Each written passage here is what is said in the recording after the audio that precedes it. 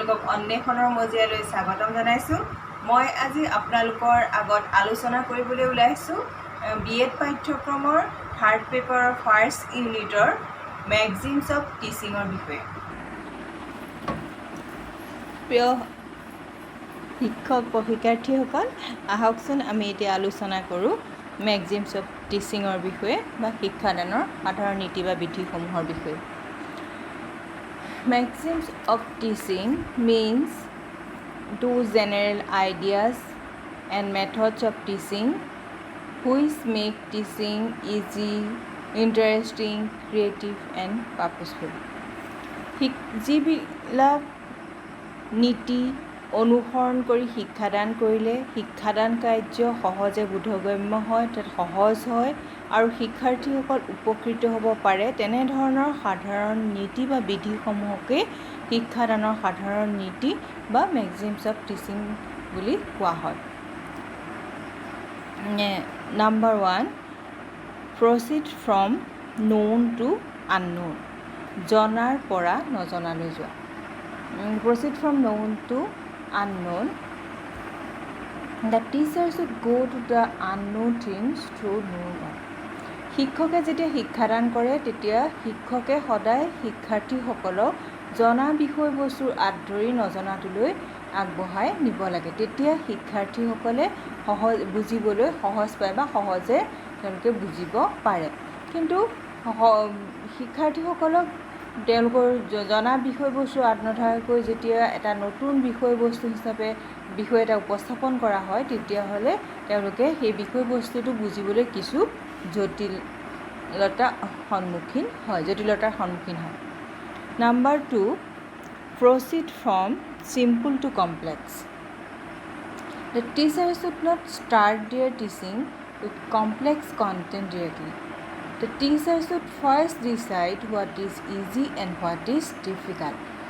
This can be done by keeping in view the interest, attitude, ability, potentiality and needs of the pupil. শিক্ষকে দ্বিতীয়টো হৈছে সৰলৰ পৰা জটিললৈ। যেতিয়া শিক্ষকে শিক্ষাৰ্থীসকলক শিক্ষাদান কৰে, প্ৰথমতে কি হয়, শিক্ষকে শিক্ষাৰ্থীসকলক সৰল বিষয়বস্তু বা সহজ বিষয়বস্তুবিলাক প্ৰথমতে উপস্থাপন কৰিব লাগে বা প্ৰথমতে বুজাব লাগে আৰু তাৰ পিছতহে জটিল বিষয়লৈ ক্ৰমান্বয়ে অগ্ৰসৰ হ'ব লাগে। তেতিয়া শিক্ষাৰ্থীসকলে সহজে বুজিব পাৰে আৰু শিক্ষাদান কাৰ্য তেওঁলোকৰ কাৰণে ইণ্টাৰেষ্টিং হয়। কিন্তু সেই কোনটো সহজ কোনটো জটিল সেইটো সদায় শিক্ষাৰ্থীসকলৰ দৃষ্টিভংগীৰ পৰা চাই পেলাইহে নিৰ্ধাৰণ কৰি ল'ব লাগে। Third one is proceed from whole to part. Proceed from whole to part. Whole is more meaningful to the child than the part of the whole. সামগ্ৰিকতাৰ পৰা আংশিকলৈ শিক্ষাদানৰ আন এটা সাধাৰণ বিধি বা মেগজিমছ অফ টিচিং হৈছে সামগ্ৰিকতাৰ পৰা আংশিকলৈ ফ্ৰম হোল টু পাৰ্ট। মানে শিক্ষাৰ্থীসকলক শিক্ষাদান কৰোঁতে বিষয়বস্তুটোৰ এটা সামগ্ৰিক ৰূপ প্ৰথমতে তেওঁলোকৰ আগত দাঙি ধৰিব লাগে আৰু তাৰ পিছতহে তাৰ বিভিন্ন অংশ বিশেষৰ জ্ঞান দিবলৈ যত্ন কৰিব লাগে। তেতিয়া শিক্ষাৰ্থীসকলে সেই বিষয়বস্তুটো আয়ত্ব কৰাৰ ক্ষেত্ৰত সহজ হয় আৰু তেওঁলোকৰ অৰ্থপূৰ্ণ হয়। সামগ্ৰিক বিষয়বস্তুটো প্ৰথমতে দাঙি ধৰিলে তেওঁলোকে পিছত অংশ বিশেষৰ জ্ঞান সহজে আয়ত্ব কৰিব পাৰে। সেইকাৰণে প্ৰথমতে তেওঁলোকক সামগ্ৰিক বিষয়বস্তুৰ এটা সামগ্ৰিক শিক্ষাৰ্থীৰ আগত দাঙি ধৰি তাৰপিছত তেওঁলোকক সেই বিষয়বস্তুটোৰ অংশ বিশেষৰ লগত পৰিচয় কৰি দিব লাগে। তেতিয়া শিক্ষাৰ্থীসকলে সহজে বিষয়বস্তুখিনি আয়ত্ব কৰিব পাৰে। Next one is proceed from empirical to rational.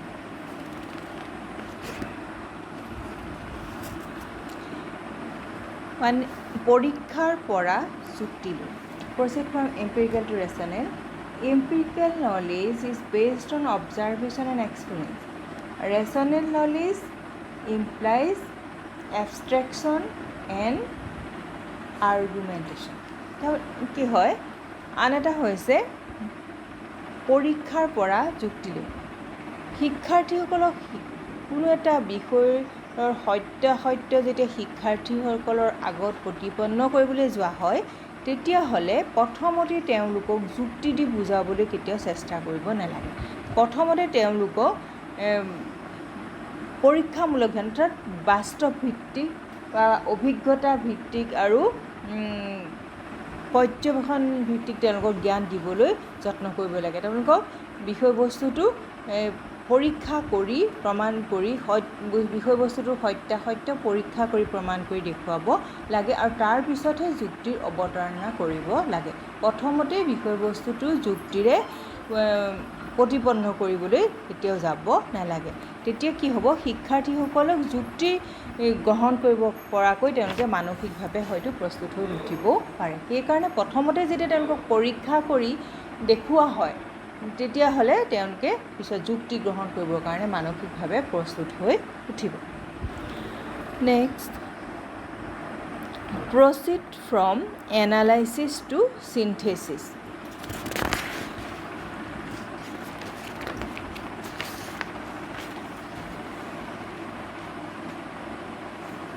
Analysis consists in taking a thing apart into its element. Synthesis is the complement of analysis. আনটো হৈছে বিশ্লেষণৰ পৰা সংশ্লেষণলৈ শিক্ষাৰ্থীসকলক যেতিয়া কোনো এটা বিষয়ৰ শিক্ষাদান কৰা হয় তেতিয়াহ'লে পাঠটোৰ প্ৰতিটো টিচিং পইণ্ট প্ৰতিটো শিক্ষণীয় বিষয় পুংখানুপুংখভাৱে তেওঁলোকক বিশ্লেষণ কৰি বুজাব লাগে তাৰপিছত বিশ্লেষণ কৰাৰ শেষত প্ৰতিটো টিচিং পইণ্ট বিশ্লেষণ কৰি বুজোৱাৰ পিছত শেষত কি হয় প্ৰতিটো ইটোৰ লগত সেইটো টিচিং পইণ্টৰ কি সম্বন্ধ আছে এই গোটেইখিনি দেখুৱাই সামগ্ৰিকভাৱে গোটেই বিষয়টো তেওঁলোকক শিক্ষাৰ্থীসকলৰ আগত একেলগ কৰি উপস্থাপন কৰিব লাগে সেইটো হৈছে সংশ্লেষণ আৰু তেতিয়া কি হয় শিক্ষাৰ্থীসকলে গোটেই বিষয়বস্তুটোৰ সামগ্ৰিক ধাৰণাটো সহজে আয়ত্ত কৰিব পাৰে সেইকাৰণে শিক্ষাদান কৰোঁতে সদায় বিশ্লেষণৰ পৰা সংশ্লেষণলৈ যাব লাগে Next one is proceed from concrete to abstract. অৰ্থাৎ মূৰ্তৰ পৰা বিমূৰ্তলৈ proceed from concrete to abstract.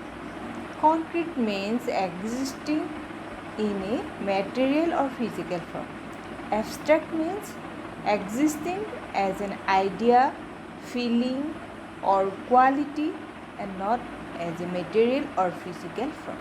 মানে হৈছে মূৰ্তৰ পৰা বিমূৰ্তলৈ মানে হৈছে যেতিয়া শিক্ষাদান কৰা হয় কোনো এটা বিষয়বস্তুৰ বিষয়ে যেতিয়া শিক্ষাৰ্থীসকলক শিক্ষাদান কৰা হয় তেতিয়াহ'লে কি হয় প্ৰথমতে সেই বিষয়বস্তুটোৰ বাস্তৱ ৰূপটো শিক্ষাৰ্থীৰ আগত উপস্থাপন কৰি লৈ তাৰ পিছতহে সেই বিষয়বস্তুটোৰ প্ৰকৃতি বৈশিষ্ট্য গুণ দুখ সেইবিলাকৰ বিশ্লেষণ কৰিবলৈ যাব লাগে তেতিয়াহে শিক্ষাৰ্থীসকলে বিষয়বস্তুটোৰ বিষয়ে ভাল সহজতে বুজিব পাৰে কিন্তু শিক্ষাৰ্থীসকলক যদি সেই বিষয়বস্তুটো উপস্থাপন নকৰাকৈ বাস্তৱ বিষয়বস্তুটো উপস্থাপন নকৰাকৈ তেওঁলোকক সেই বিষয়বস্তুটোৰ গুণ দুখ বৈশিষ্ট্য এইবিলাক ক'বলৈ যোৱা হয় তেতিয়াহ'লে তেওঁলোকৰ সেই বিমূৰ্ত বিষয়বিলাক তেওঁলোকে সহজে আয়ত্ত কৰিব নোৱাৰে উদাহৰণস্বৰূপে যেতিয়া শিক্ষাৰ্থীসকলক লাচিত বৰফুকনৰ বীৰত্বৰ বিষয়ে ক'বলৈ যোৱা যায় তেতিয়া শিক্ষাৰ্থীসকলক যদি তেওঁ বীৰত্বৰ বিষয়ে প্ৰথমতে আলোচনা কৰাৰ পৰিৱৰ্তে প্ৰথমতে যদি তেওঁলোকক এখন লাচিত বৰফুকনৰ যুদ্ধৰ সাজত থকা এখন ফটো দেখাই লোৱা হয় তেতিয়াহ'লে তেওঁলোকে সেই ফটোখন দেখাৰ পিছত তেওঁলোকে সেই লাচিত বৰফুকনৰ বীৰত্বৰ বিষয়ে তেওঁলোকে বেছি ভালদৰে বুজি উঠিবলৈ সক্ষম হ'ব উদাহৰণস্বৰূপে আকৌ ধৰক তেওঁলোকক যদি শিক্ষাৰ্থীসকলক মিছৰৰ পিৰামিডৰ বিষয়ে বুজোৱা হৈছে তেতিয়া প্ৰথমতেই মিছৰৰ পিৰামিডৰ বিষয়ে কিয় পিৰামিডটো কি বস্তু কি কথা সেইবিলাক ক'বলৈ যোৱাৰ আগতে যদি পিৰামিডৰ এখন ফটো তেওঁলোকক দেখুওৱা হয় তাৰপিছত তেওঁলোকে সেই বিষয়বস্তুটোৰ বিষয়ে যিখিনি বিমূৰ্ত ধাৰণা সেইখিনি তেওঁলোকে সহজে আয়ত্ত কৰিব পাৰিব। নেক্সট পইণ্টটো হৈছে proceed from the particular to the general. Specific fact or principles are to be presented to the learners and then these are to be joined in organized manner to reach a generalized statement. Next to হৈছে বিশেষৰ পৰা সাধাৰণ। যেতিয়া শিক্ষাৰ্থীৰ মনত কোনো এটা বিষয়ৰ ধাৰণা দিবলৈ যোৱা যায় তেতিয়া কি হয় প্ৰথমতে কিছুমান সৰু সৰু উদাহৰণৰ সহায়ত তেওঁলোকক ধাৰণা দিবলৈ যত্ন কৰিব লাগে বা সৰু সৰু উদাহৰণ তেওঁলোকৰ আগত দাঙি ধৰিব লাগে আৰু তাৰপিছত সেই সৰু সৰু উদাহৰণবিলাকৰ ওপৰত বেছ কৰি তেওঁলোকক সেই বিষয়ে এটা সাধাৰণ সিদ্ধান্তত উপনীত কৰিব লাগে। উদাহৰণস্বৰূপে ক'বলৈ যেতিয়া শিক্ষাৰ্থীসকল কোৱা হৈছে যে ভাৰতবৰ্ষত শিক্ষিত নিবনুৱা সমস্যাৰ সৃষ্টি হৈছে সেইটোকে ক'বলৈ গৈ তেওঁলোকক প্ৰথমতে তেওঁলোকৰ নিজৰ শিক্ষানুষ্ঠানৰ পৰা ওলাই যোৱা প্ৰতি বছৰ ওলাই যোৱা কিমানখিনি শিক্ষা কোনকেইজন ছাত্ৰই সংস্থাপন পাইছে কিমানখিনিয়ে নাই পোৱা সেইখিনি কথা ক'বলৈ গ'ল বা কোনোবা এখন ইঞ্জিনিয়াৰিং কলেজৰ ইঞ্জিনিয়াৰিং ডিগ্ৰী লাভ কৰা কোনে কোনে সংস্থাপন পাইছে কিমানে নাই পোৱা সেইখিনি তেওঁলোকে জনাৰ ভিতৰত কোনকেইটা ষ্টুডেণ্টৰ জানে সেই জনাকেইটাৰ বিষয়ে কোৱা হ'ল সেইখিনি হৈছে বিশেষ উদাহৰণ আৰু তাৰ ওপৰত ভিত্তি কৰি শেষত এটা জেনেৰেল সিদ্ধান্তত উপনীত হৈছে যে ভাৰতবৰ্ষত সঁচাকৈ শিক্ষিত নিবনুৱা সমস্যাৰ সৃষ্টি হৈছে। সেইটো হৈছে সাধাৰণ সিদ্ধান্ত। এনেকৈ কি হয় শিক্ষাদান কৰোঁতে যেতিয়া শিক্ষাৰ্থীসকলক এটা কোনো ধাৰণা দিবলৈ যোৱা হয় প্ৰথমতে বিশেষ বিষয়বস্তু উপস্থাপন কৰি সেই বিশেষ বিষয়ৰ ওপৰত বেছ কৰি এটা সাধাৰণ সিদ্ধান্তত উপনীত কৰিব লাগে। তেতিয়া কি হয় শিক্ষাৰ্থীসকলে সেই বিষয়বস্তুটো সঠিক ধাৰণাটো লাভ কৰিবলৈ সক্ষম বা ভালদৰে বুজি উঠিবলৈ সক্ষম হয়। নেক্সটটো হৈছে proceed from psychological to logical.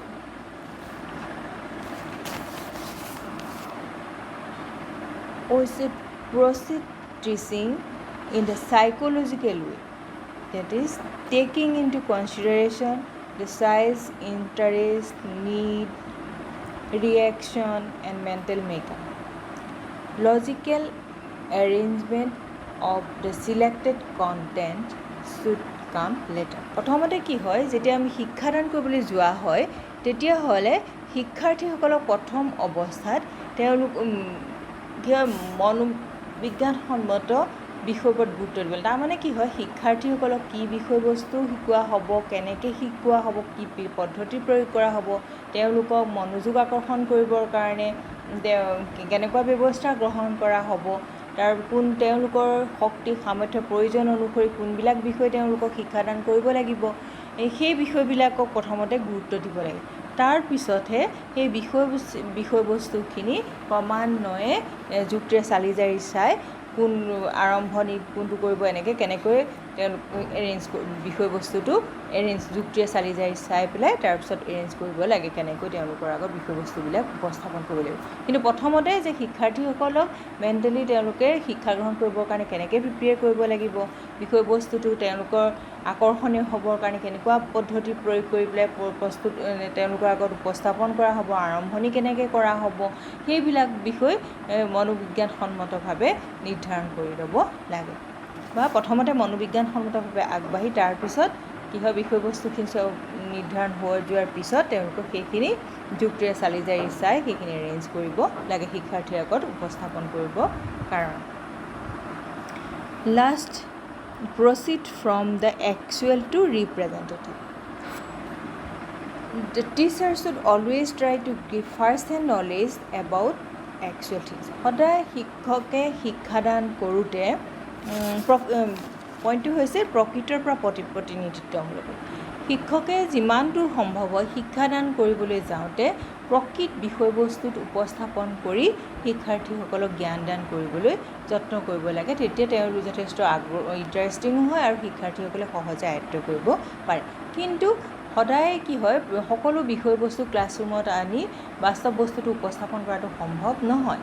উদাহৰণস্বৰূপে আৰু তেনে ক্ষেত্ৰত কি কৰিব লাগে, সেই প্ৰকৃত বস্তুটোৰ অনুপস্থিতিত প্ৰতিনিধিত্বমূলক বিষয়বস্তু উপস্থাপন কৰিব লাগে। উদাহৰণস্বৰূপে